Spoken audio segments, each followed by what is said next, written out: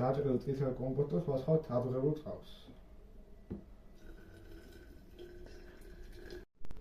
წითელი კომპოტოს ნაყენი გადმოვწურეთ ამ ჭურჭელში, რომელსაც აქვს მუქი იასამნისფერის ფერი.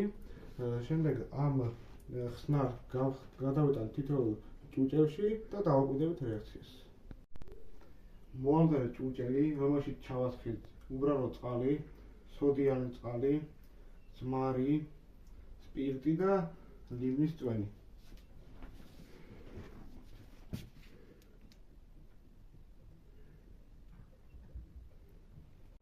მიღებული ხსნარი უნდა გავხსნათ თითოეულ ჭურჭელში და დავაკვირდეთ.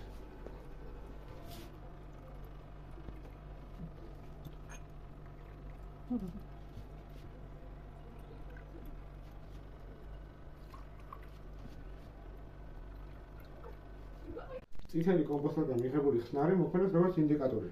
მისი ფერი, ანუ იასამნის ფერი, ამ შემთხვევაში არის ნეიტრალური გარემო. როდესაც ის სხვადასხვა ხსნარებთან ურთიერთქმედებს ფერის მიხედვით, მაგალითად ლურჯი ფერის მიხედვით ის ხდება ტუტე გარემო, ხოლო წითელი ფერის შემთხვევაში არის მჟავა გარემო. ხსნარის წყალთან შეზავებით მივიღეთ ლურჯი ფერი. შესაბამისად pH-ი უნდა იყოს 7-ზე მეტი, რადგან შეფერილობა აქვს ლურჯი.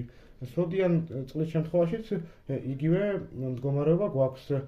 არის ცისფერი ფერის, შესაბამისად pH-ი აქაც 7-ზე მეტი იქნება. ძმრის შემთხვევაში კი განსხვავებული არის. აქ შეფერილობა არის წითელი, შესაბამისად pH-ი იქნება 7-ზე ნაკლები და იქნება მჟავა არე. სპირტის შემთხვევაშიც განსხვავებული სიტუაცია გვაქვს. აქ საერთოდ არ შეუცვლია ხსნარის ფერი, ესე იგი რჩება ნეიტრალურ გარემოდ და pH-ი 7-ის ტოლია მიახლოებით. ხოლო ლიმნის соуსი გავს ძვრის соуს, აქაც pH-ი იქნება 7-ზე ნაკლები და იქნება მჟავა არე. მადლობა ყურადღებისთვის.